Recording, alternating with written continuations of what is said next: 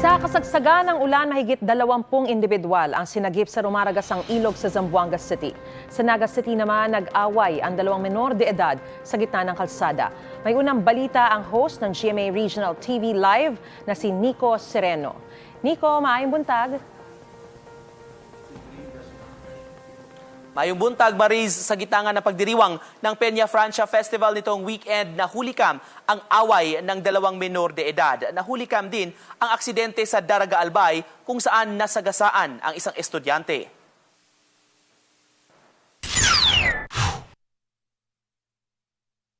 Sa CCTV footage na ito sa Barangay San Francisco sa Naga City, Camarines Sur, kita ang pagdagsa ng mga tao sa Plaza 15 Martires. Inaabangan nila ang pagdaan ng prosesyon para sa pagdiriwang ng Peña Francia Festival. Maya-maya pa, biglang sinabunutan ng babaeng nakaputi ang sinusundan nitong isa pang babae. Tumagal na ilang minuto ang kaguluhan bago naawat ang dalawa na napag-alamang parehong minor de edad. Sigun po nga naman sa sarong biktima, komplainan, grupo po itong mga paspas. Kung baga si mga minor na kababaihan, na garo na-timingan po siguro sa magbiri-biri estado sinda, siguro na-timingan po siya sa may lugar kayo sa mong barangay, na kung saan pinagsurugan po siya kahit mga nasabi po nga mga paspas. Ayon sa mga otoridad, wala namang nasugatan pero inaalam nila ang pinagmulan ng insidente. Sugatan ng isang 15 anyos na estudyante matapos mabangga ng motorsiklo sa Barangay Peña Francia, Daraga Albay. Sa kuha ng CCTV, makikita ang dahan-dahang pagtawid sa pedestrian lane ng 2 estudyante. Pero pagdating sa gitna ng kalsada, bigla na lamang nahagip ang isa sa kanila ng motorsiklong mabilis ang takbo. Parehong nagtamo ng sugat sa katawan ang biktima at rider na agad itinakbo sa ospital. Ayon sa Daraga Municipal Police Station, nagkaareglo naman ang 2 panig at sasagutin daw ng rider ang pagpapagamot sa biktima. Paalala sa mga nasa kalsada, lalo na sa mga nagmumotor.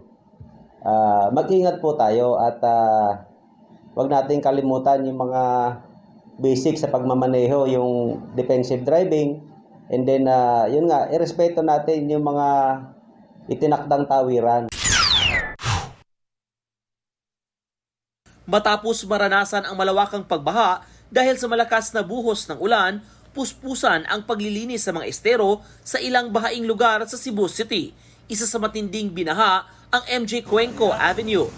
Kaya ipinahinto ng lokal na pamahalaan ang konstruksyon sa ginagawang building hanggang hindi natatanggal ang mga bumarang putik sa drainage. Kabilang din sa lilinisin ang mga estero sa Barangay Talamban.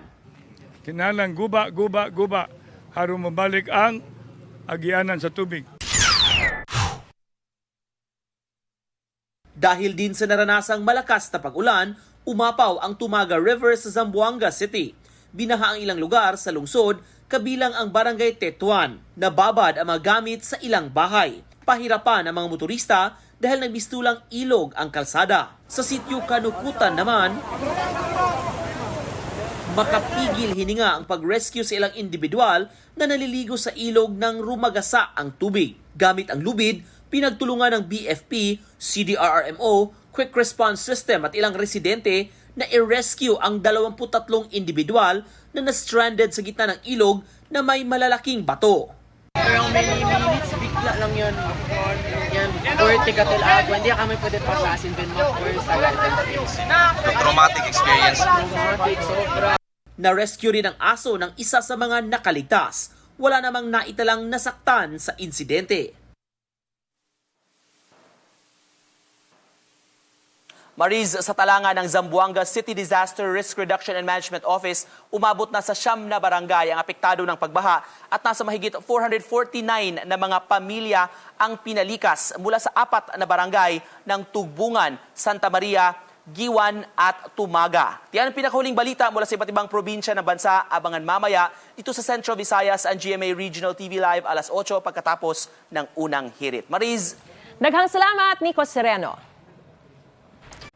Mga kapuso, para una ka sa mga balita, mag-subscribe sa GMA Integrated News sa YouTube. Sa mga kapuso abroad, subaybayan niyo po kami sa GMA Pinoy TV at sa www.gmanews.tv.